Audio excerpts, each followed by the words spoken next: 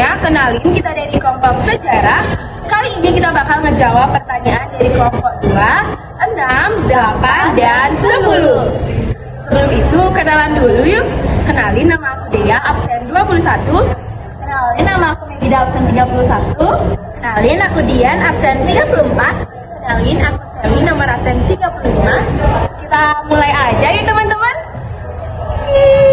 Halo semuanya. Nah, jadi di sini aku bakal menjawab pertanyaan pertama dari kelompok 2. Nah, jadi pertanyaannya, mengapa Gerwani bisa dikatakan sebagai organisasi terlarang? Nah, Gerwani dikatakan sebagai organisasi terlarang itu dikarenakan pada tahun 1960-an, organisasi Gerwani dikabarkan memiliki keterkaitan dengan Partai Komunis Indonesia. Keterkaitan tersebut semakin terlihat dalam peristiwa Lubang Buaya. Pada 1 Oktober 1965, tampak sejumlah anggota Gerwani hadir di sana. Gerwani kemudian dituduh telah melakukan aksi pembunuhan brutal kepada para jenderal. Salah satunya adalah dengan memutilasi mereka. Oleh sebab itu, ketika Soeharto naik sebagai presiden, ia melarang adanya organisasi Gerwani. Nah, itulah alasan mengapa organisasi Gerwani dikatakan sebagai organisasi terlarang. Halo semuanya, jadi di sini saya bakal ngejawab pertanyaan dari kelompok 6. Pertanyaannya yaitu, kenapa sih organisasi Gerwani masih dibentuk padahal organisasi tersebut dilarang? Nah, jika dipikir-pikir, ada benarnya juga kenapa sih organisasi itu masih dibentuk padahal sudah diketahui bahwa organisasi tersebut dilarang. Nah, teman-teman, seperti yang sudah kita ketahui, organisasi itu ada baik dan buruknya, di mana Gerwani itu merupakan anggota dari PKI. Nah, alasan Gerwani masih dibentuk karena organisasi ini berfokus pada isu-isu perempuan dalam nasionalisme.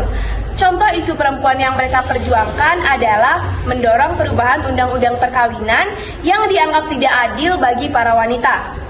Nah, Gerwani juga aktif memberikan penyuluhan terhadap hak-hak perempuan dalam perkawinan.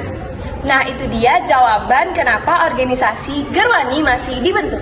Terima kasih. Halo teman-teman semua, jadi di sini aku bakal jawab pertanyaan dari kelompok 8, di mana pertanyaannya itu adalah kenapa Gerwani dituduh sebagai dalang G30 SPKI.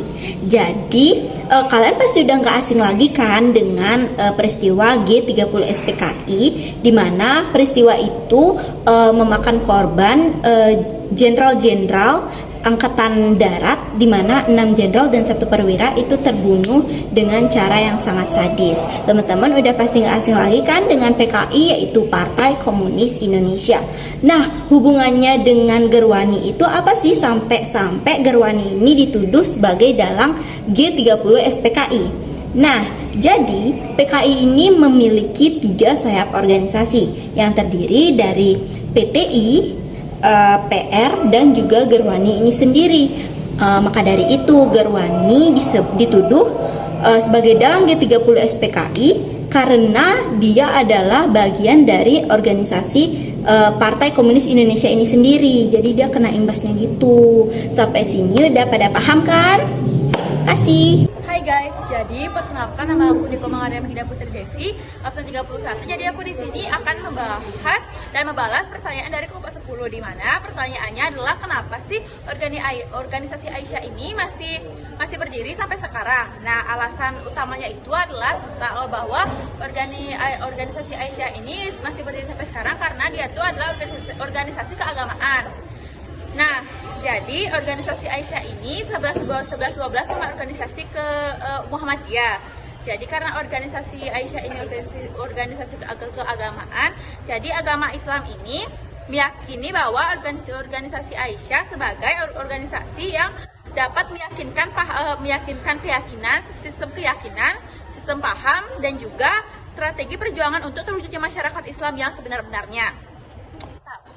Jadi intinya itu adalah kenapa sih organisasi Aisyah masih berdiri sampai sekarang, karena organisasi Aisyah merupakan organisasi keagamaan. Sekian dan terima kasih.